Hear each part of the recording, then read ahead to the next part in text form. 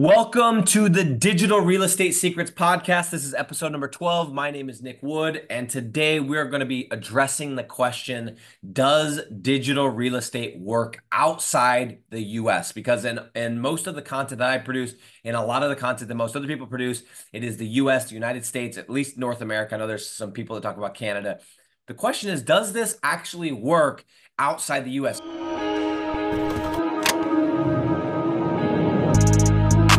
Maybe you're somebody that's in Australia. Maybe you're somebody that's in Asia, and maybe you're not from Asia, but you're just traveling to Asia and you're on a sabbatical, or you're doing the laptop lifestyle. Maybe you're in South America. Maybe you're in uh, who knows where? UK, Germany, Switzerland, Belgium, whatever, France, whatever the case is. We're going to be discussing that today. So, guys, I'm really excited. We're going to have a special guest joining us today. It's actually one of my own students who has done exactly what we're going to be talking about today. And we're going to be getting his experience, the pros, the cons, the challenges, the things, the advantages from doing business, doing the rank and rent business outside of the US. Now, for those of you that hear me using rank and rent and digital real estate, those are the exact same thing.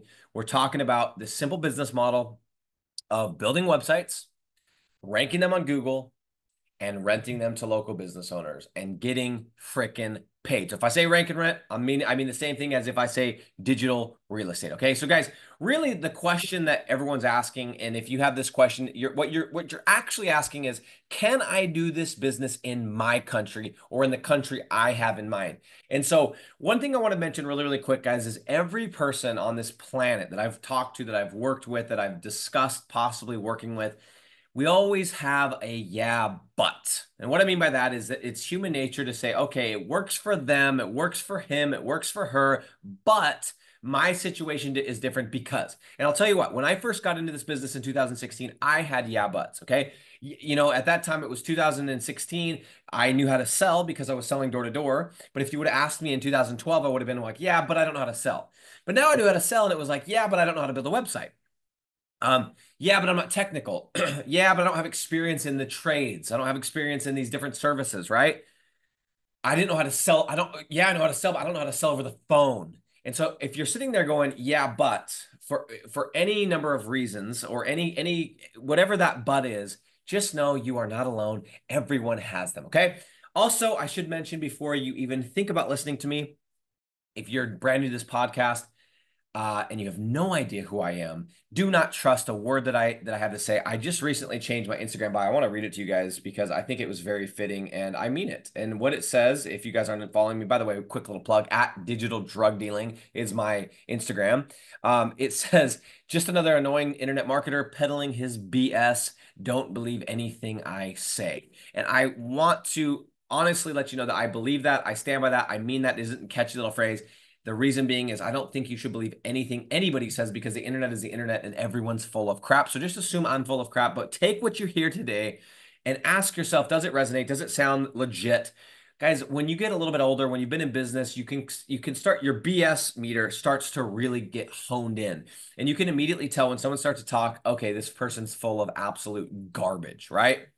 That sounds way too good to be true. And you can also tell when people are telling you something and you're like, yeah, that person's legit. I can just tell. Now, you're not always 100% correct, but it's pretty good. Your gut usually tells you. So I want you to listen to this today. And at any point, if you think I am full of crap, turn off the episode and never come back. Okay. And I will take that one on the chin. Also, you should know that I have been doing this for 8 years. And not that I did it 8 years or I did it for 4 years and I stopped. I'm not somebody that retired, hung up their jersey, and now I'm just teaching this, even though I am teaching this inside of my digital landlords community. But I am somebody that's doing this every single week. And as of lately, because I'm back in the trenches very much so now, every single day. And the reason why I say very much so now is there was a time when when I started Digital Landlords, I got my main employee. Her name's Francesca. She was amazing. And I said, hey, what do you think about having a more active role, a bigger role inside of Digital Landlords, where you're actually doing most of the work? I'm helping, kind of advising. Maybe I come in and help close a big deal, whatever, but you're doing most of the work. And she was very excited about it. We did that transition, and I haven't closed deals inside of my agency for a long time because I've been focusing on Digital Landlords, and I've did it on purpose. However, recently, as we're getting ready to launch the new version of our training, which is going to be version 3.0 of Digital Landlords, I thought, you know what? It only makes sense for me to really, even though I am still actively every single week we're talking, I know, what deals we're doing, what niches we're in. She's asking me questions. I'm still very much just at a different role, at a different capacity. I'm like, I want to get back into I want to get some dirt under my fingernails. So guys, literally yesterday I spent an hour doing due diligence. Or I guess it was probably realistically more around like 40 minutes doing due diligence, meaning looking at cities, looking at niches, looking at the search volume, looking at this, looking at that. Found a new niche. I found somebody that had a website for sale, and we went in, we made an offer. Like I'm not just in it. I got dirt under the fingernails right now, and it's actually really, really exciting. And I'm pumped about it. So, guys, I've made millions, I've lost millions in this business, but I've done that from the actual business itself, which is building simple sites, ranking them, and renting them, not just from selling a tool, not just from selling a course, whatever the case is. I'm talking about actually doing the business, and I do it to this day. I've been getting paid from sites that I built back in 2020, 2019. I'm getting paid every single month. Some of these sites now started at 225 bucks, $250 a week, $1,000 a month. These sites have now paid me upwards of $50,000 over the course of these 4 or 5 years that I've been working with these clients, which is absolutely insane from a crappy little website that I spent 1 week to build and it cost me 80 bucks to build. So that said, guys, don't listen to anything I have to say, but put it to the test it, try it. If it sounds good, then give it a try. And if it's good, it should work, right? As long as you do it correctly. Guys, here's my goal for today's episode. Here's my plan. My goal, my promise to you guys is that by the end of this episode, you are going to be able to confidently choose whether you should do rank and rent in your own country or the country that you have in mind, or if you should just focus on the US or not do it at all. Okay, that's my goal. I want you to have that information. Okay, I want to say this too, real quick, guys. Full disclaimer: whenever I talk about a niche, whenever I talk about something that I haven't personally done, I always want to let you guys know. And I will tell you right now, I have not done rank and rent outside the US. And the reason is very simple. Okay, I don't need to. There's so much money to be made doing what I'm doing in just a couple of niches inside of my home country. It makes no sense for me to go and try and get shiny penny syndrome and go, oh, let me go to this country. Let me go to this country. Let me go to this country. So if you are somebody that's in the US, I would ask you, why are you thinking about going outside of the country? Now, if you're somebody that's sitting in Dubai, which by the way, I'm in Dubai right now, and you're thinking, hey, I wonder if this would work for Dubai. That's a different scenario. Okay. But don't get shiny penny syndrome with location, with where you're going to target, in the same way that you shouldn't get shiny penny syndrome with other business opportunities, with other business services. Okay. So the reason is simple: I don't need to. However, out of curiosity, we are going to be running some tests. And I am really excited about this test. I'm not going to give too much information, but just so you know, everything we talk about today, that's all I felt like it was pertinent to bring on a special guest, somebody that's actually done it. And I'm excited to introduce to you guys my man. His name is Michael Vale. So let me bring him on. Hold on one moment. All right, we've got Mike V. Mike V, what's going on, dude? All right, how you doing? Oh man, doing amazing. And I'm in Dubai. You're in Thailand, correct? We're in Korea for a little side quest back to Thailand after. Wait, you're where? We're in Korea, South Korea, Seoul. So Ah, dope. How far is that? Did you drive? I mean, did you fly? And how far is the flight? I was like a 6 hour flight from Thailand. So I'm making the most of being based out of Thailand, just exploring Asia. My friend's from New Zealand's Korean, so he's taking us on a little trip around, which is cool. Dope, dude. I love that. I love that. So, real quick, I want to get into some of that. Mike is living the laptop lifestyle 100%. He's like Tim Ferriss version 2.0. Moved to Thailand. We're gonna get into that whole story. Um, well, actually, maybe let's just start there, dude. So, tell everyone, kind of giving them the recap. I know we've had you on inside of our community, inside Digital Landlords. You're one of our students. You've been in there for about 2 years. So first of all, tell everyone how much you're making per month right now, and then what you were doing 2 years ago to kind of show them the difference in how far you've come, and just to kind of paint a picture of what's possible. Yeah, sweet. Yeah, in the last 2 or 3 months, I've made 40K plus. Last month, October was 45. 2 years ago, I was making about Well, 2 years ago, technically, I was in digital landlords for a couple of weeks. So I was on 8K a month. But before I joined, which was only like 8 weeks before that, I was on about $1,000 US a month. Uh, yeah, got a good stable of clients at the moment. Got about 32 on retainer, which is really good. not much churn, but if someone goes, like you've still got a large stable of clients. And if you've got the leads coming in or if you've got your cold call strategy going, then it makes for a pretty secure financial position. But yeah, I mean, 2 years ago I was at the 9 to 5 corporate job and been traveling Thailand and Asia for the last 2 years, making good money. Been doing the Tim Ferriss thing. So yeah, And let's clarify, this is 40,000 US, big boy dollars, right? big boy dollars. We don't talk New Zealand dollars anymore unless I'm with my Kiwi friends. I love that. I love that. So let's just real quick, just to kind of address the elephant in the room so everyone knows. Tell everyone where all of your money is coming from. Obviously, it's coming from the interwebs. It's digital because that's how you're able to travel. But where are all of your clients based? I think 97% are in New Zealand, and then I've got 3% in Australia. So, but okay, so 97 and 3, but none of the New Zealand. none in the US. No. I've got a student in the US, but no clients. He's Okay. in Portland, Oregon. Okay. So that's it. Okay, there episode's over. You can do rank and rent outside the US. No, I'm kidding. Um you were 2 years ago roughly making 8K a month. Was that US or Australian, by the way? Yeah, big boy dollars. So you're making 8K US, which is decent, but it's not enough to travel. It's not enough to live a life. And now, fast forward 2 years later, you are making $40,000 per month, 32 clients, spending your life. I mean, let's just talk about some of the places you've traveled this year. Obviously, you live in a vacation spot. No, Thailand is somewhere everybody wants to go, including myself. Where are some of the places you've been able to travel, I guess, this year, or maybe just kind of mention a few of the ones since you started doing this? Because Mike has a really cool story. He basically, instead of tiptoeing his way into this business, he kind of just threw caution to the wind and went all in, and he came up big. But tell people some of the places you've been able to travel with this laptop lifestyle. I mean, the last 2 years I've done, yeah, Thailand, Vietnam, Cambodia, Bali, uh, in Korea at the moment. I've also gone home to New Zealand once and recently went to Australia for a family trip, catch up with some people. Where else? Yeah, just been rotating through those quite a lot, but I've been primarily based out of Thailand. Uh, Next year I plan on just doing more trips out of Thailand, based up in Bangkok. Got a good network of people. We've got two guys in digital landlords in Thailand too. One of my good friends. Uh, and then yeah, next year looking to kind of do the same thing. Based up in Europe and then travel around, tick everything off. Same with South America. And after all that, I'll probably get back to Thailand. I really like it here. You see it being your base long term? Yeah, I mean for the next 5 years, I'd like to go to Dubai. I've got some friends there. Uh, Not enough trees for me, but we'll give it a shot. We're only on the earth once, so might as well try everything out, right? It's the How desert, you bro. liking it?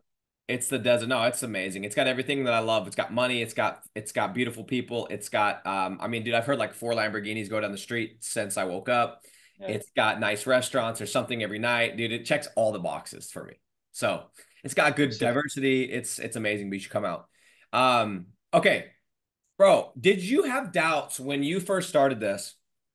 Did you have doubts that this model might not work outside the US? Because I know there's people that have started working with us, they've joined our community, whatever, and they're like, "Yeah, this is a great business model. It works for you, Nick, but I don't know, man. It might just only work in the US." Because I hear this often. Did you personally have those doubts? No, I knew I was convicted that it was going to work. How come? Uh, I mean, to expand on that, you have to be convicted on something so that your subconscious is programmed for it to be successful, right? So if you're convicted that it's going to work, it's going to work. Uh, if you don't think it's going to work, then you're going to be acting from a place of I don't think this is going to work. So you're not going to put in the work. When you're on the cold calls, you're not going to be successful. When you're doing everything, it's just not going to work. The mindset's not programmed correctly. I mean, to be fair, if I was in North Korea or South Korea where Google doesn't work, then it probably wouldn't have worked. But at the same time, there's probably search engines or places that people go in Korea or North Korea where they go to get a tradesperson or a concrete laid. So I'm sure he'd be potentially be able to figure it out. I'm pretty confident I could have done it in South Korea, even Maybe though I don't that's a have good Google. take. If that makes sense. Let's do a case study. Rank and rent in South Korea, or even better, North Korea. Good luck on that one. I mean, I'm sure they use a search engine somewhere. For sure, for sure. Um, but see that's the mindset, and I don't want to get too off in the weeds, but like it's there's that quote like whether you think you can, you think you can't, you're right. And dude, when I was just barely talking about this on a YouTube video I made, talking about like when you come into the holiday season, right? Everyone has in their mind that like it's gonna be slow and no one's gonna buy and all this stuff. And it's like, well, yeah, if you're thinking that, that's what's gonna happen. But dude, if you go in and you're like, yo, this is the best time for people to buy because no one else is doing it. This is where I'm going to find all the hungry business owners. Leads are slow. That's a can be a bad thing, but it's also a good thing because these leads are more valuable. Dude, I had my biggest month of the entire year a couple of years ago in November. Of all the months, it Yeah. was in November. So back to your point, dude, I'm not surprised by your answer because that's just your personality and that's why you've been successful. But yeah, guys, and again, you could live. So Mike's from New Zealand. He's living in Thailand, but he's doing deals in New Zealand. Let's talk about some of the nuances. How do you, first of all, is there a time difference there I was like 6 hours. behind or for like is New Zealand 6 hours in front of Thailand or behind? New Zealand's 6 hours in front. Okay. So So 6 how do you six deal with p.m. that? New Zealand. Sorry, 6 p.m. New Zealand's like midday in Thailand. Okay, so what is because of that, you wake up first thing you're hitting cold calls? Like tell us how you navigate that. I usually wake up at like 10 a.m., which is probably 4 p.m. in New Zealand. I love that. Yeah. Okay. Well, we're yeah. The business works for me, right? So I'm not waking up at 3 a.m. trying to call people, but yeah. I mean, after work, it's always a good time to talk to business owners. So, okay, tell me about this. And by the way, I really agree with you. I used to be Mr. like bend to everybody else and whatever. And then I realized, you know what? Um, I am doing this business to not because there's a lot of ways to make money, right? Wouldn't you agree, Mike? Like there's probably millionaires all around you in Thailand, right? However, millionaires that have the same like autonomy that you have, the same lifestyle that you have, that's a little bit different story. Wake up when you want, dress how you want to dress, have the opinions you want to have, go to Korea on a whim.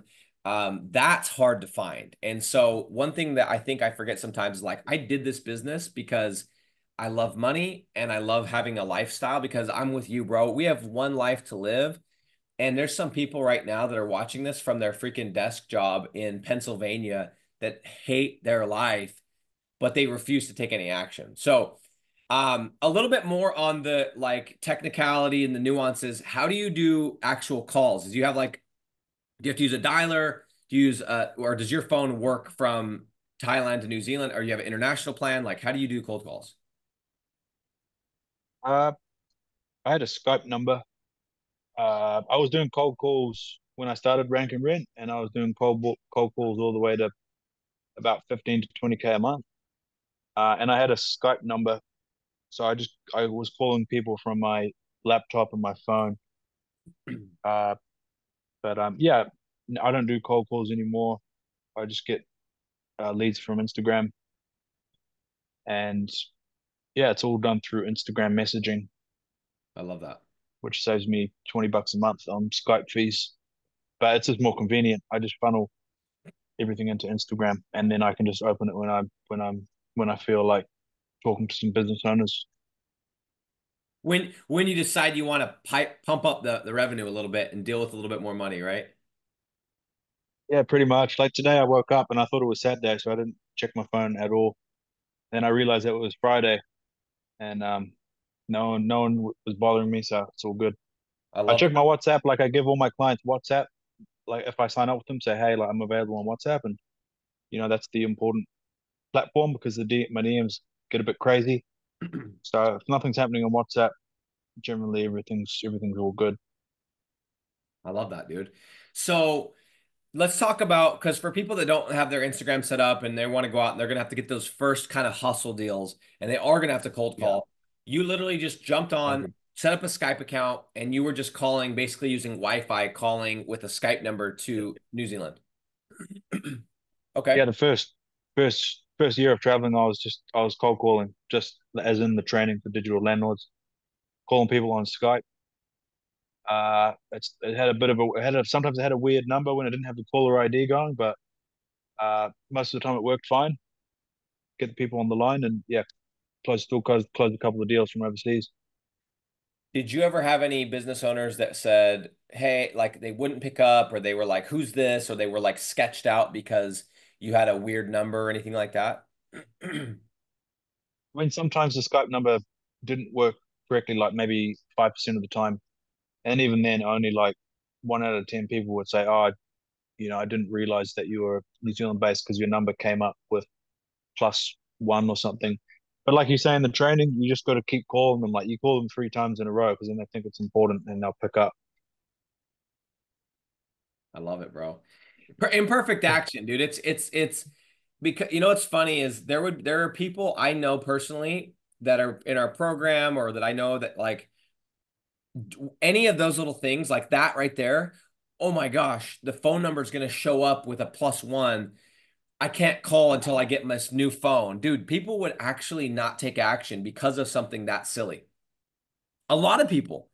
And those same Yeah. people would sit there and go, "Oh, this doesn't work," or "Man, I hate my job. I can't believe that like I'm still stuck doing this thing." But like I'm very much like you, dude. I'm like, look, I'm gonna send it, man. I don't have the perfect script. I'm calling, dude. I'll call from my number. And guys, just to clarify that, if you call from a weird number, just right when you call, just address the elephant in the room. Hey, sorry to bother you. I'm calling from my cell phone. It people have been complaining it's showing up weird, but I'm actually from New Zealand, right? Boom.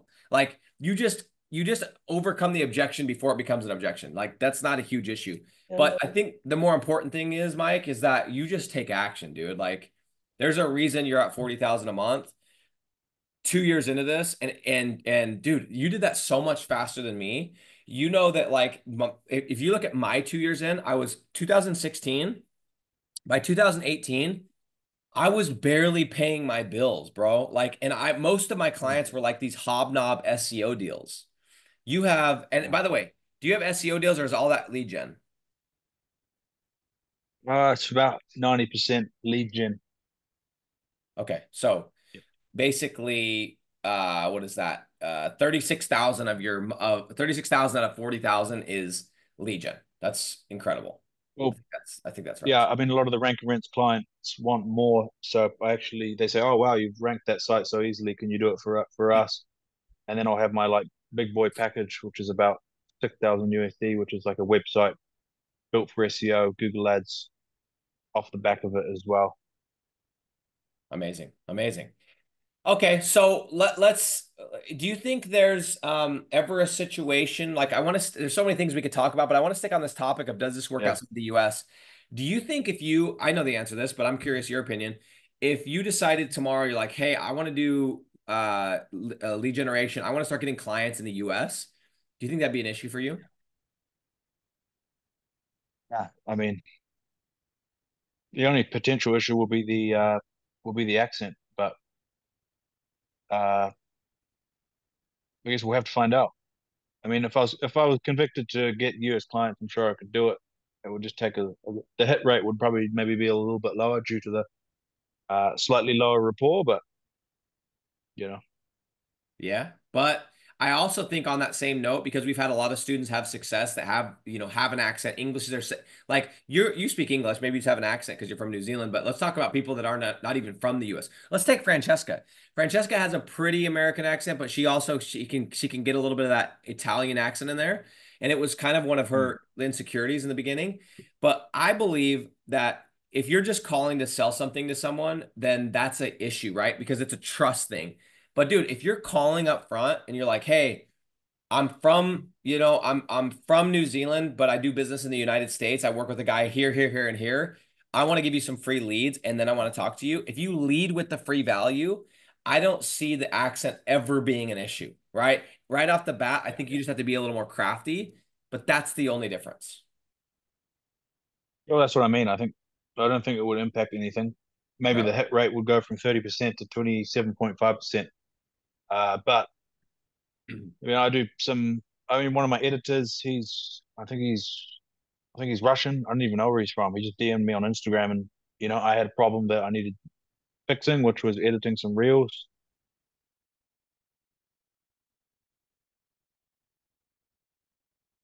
Uh-oh. Mike, you still there?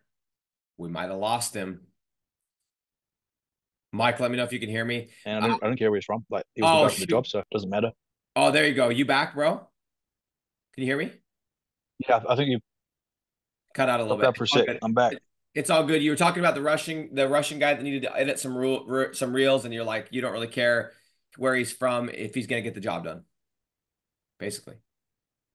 Yeah, pretty much. Yeah, yeah. I agree. I mean, if there's business owners that are hungry for leads, then your accent's probably not going to matter. But to be rational, I'm a very rational person. Maybe it's going to affect it like 2.5%, but it's not going to prevent anything from happening. What do you did before you went into New Zealand because you're from there doing rank and rent? Did you know anyone else that was doing this in New Zealand? Uh, doing New Zealand. I actually met someone in from Rank and Rent before I left. He was an English guy, and he was based in New Zealand. Uh, Shout out to him. I can't remember his name, but he had a supercar. I was like, shit, this guy's crushing. He had some like big team. I was like, wow, this guy's obviously taking us pretty far. But he was an English guy, and yeah, he was operating out of NZ, based in New Zealand. And was he doing he was doing rank and rent, the same. Yeah, Rank and Rent. Amazing. Okay. And but he had clients in New Zealand. Yeah, yeah, he had clients in New Zealand. Ben, he's in Digital Landlords. He's got a couple of Australian clients actually. He's Canadian. He's Canadian. He lives in Thailand in the same city as me, and he's got clients in Australia. So that's a three-way That's combination for you. That's a three times removed, right? It's also we also have another guy in our program, Juan Finesse from Argentina, lives in Australia, and he's closing clients in Australia with an accent that's Argentinian. So Yeah. again, it's when you're leading with value up front and you guys are giving leads in advance, you're not calling and saying, give me your money, it changes the entire game. And that's just the reality. What countries, Mike, do you think you're going to just continue to focus on New Zealand? Do you think you're going to go into other countries? Like, what's your game plan? Right now, I've got a pretty good kind of brand in New Zealand with what I do, because I've just focused on New Zealand with my like Instagram marketing. So I'm able to get quite a good, brand awareness. And I actually have a lot of people that hit me up say, hey, can we do Rank and Rent, or can you get me leads in this city with this niche? And a lot of the time I'll be like, hey, I've already got a guy that I'm working with, but I'll put you on a wait list. So I've got a wait list. So if someone cancels, then I've instantly got someone to fulfill that spot. So I'm doing a bit of that, and then I'm also doing a little bit in Australia as well.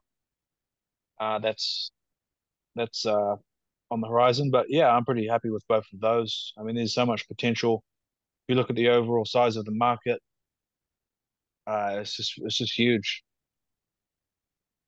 Okay, that leads me to a question I want to ask you. Is rank and rent saturated? I was watching a video on this in terms of like market saturation, and if you actually look at how many trades companies there are or concrete companies, there's 500,000 dental practices in the US based on the video I was watching. Uh, and then if you niche down to just doing concrete in the trades industry, how many opportunities is going to be? Uh, you know, and as when you actually run the numbers, there's so much opportunity. And unless you want to be the biggest rank and rent guy in the world, you only need, you work back from how many clients you actually need to live the lifestyle that you want, or to quit your job or whatever it is. You only need like 0.001% or something like that to make this vehicle work for you.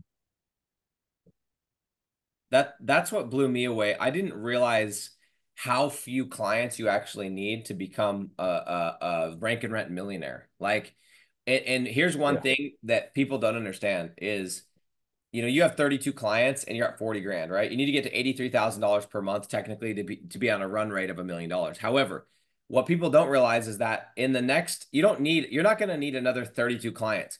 Chances are, maybe 10 more clients from now or five more or 20 more, you're going to hit a client that wants to grow so big that that's going to be the one that goes and adds 20K to your bottom line, right? Like we just landed a deal. Um, 2 weeks ago, Francesca got it was $7,500 per month, right? That most people would think I need seven clients. That's one client with Yeah. the potential to grow because it's a big company. We actually gave them an option for a 10,000, and if we perform, we have an opportunity to do 10, 15 type of a deal. So, um, it's exciting, Yeah, dude. Couple niches, for sure. handful of clients. Yeah. That's all it I mean, takes. yeah, I mean, to touch on saturation, like this AI automation agency stuff, it seems to be so popular right now. Like you got lots of big influencers kind of pushing it, and I think there's some validity to it. But all that does is take the attention away from rank and rent, which is such a classic business model of providing leads to local businesses. It's not sexy, but I think that's what makes it maintain its lack of saturation, because everyone's chasing the shiny new toy, which is the AI automation agency, and Meanwhile, meanwhile, that lets us just clean up. I was gonna say, meanwhile, we're over here building the most hideous websites on the planet, getting paid thousands of dollars every month. And I'm not mad Oh about yeah, no, it. no, not at all. I love it, bro. I love it. Well, dude, I think I could have probably just brought you on and asked you to say how much you were making and where you're making it. It probably would have answered the question. But for everybody that's on this episode, we're talking about, does rank and rent work outside the US? I think the answer is obvious. Now, one last thing I want to address, like Mike already said, it's we're not saying that it's going to work as well in every country as it does in the next, right? I spend 3, 4 months a year, sometimes 5 months a year in West Africa. Rank and rent isn't going to work there right now. People don't first of all, people just started getting smartphones like, 2 years ago, like the masses. And even now it's still very like, hey, who do you know? Who should I use? It's very referral based. But what I've noticed is that a lot of other countries, they're kind of 2, 3, 4, 5 years behind the US, the West. And so what's working in the West, you can almost predict that's going to happen. It's going to work in other countries. And so there's going to be nuances, right? In UK, they call it tree lopping. In Australia, they call it tree lopping. In the US, they call it tree trimming or tree removal. Small differences, but it's the same concept. So we're not saying you can go rip a website in Tanzania and it's going to work as well as does the US. We're saying that this does work outside the US. There's opportunities, big opportunities. Mike's, for example, has carved himself out a nice little $40,000 per month income in New Zealand, not even living there. And no one even had New Zealand on their radar. And they still don't.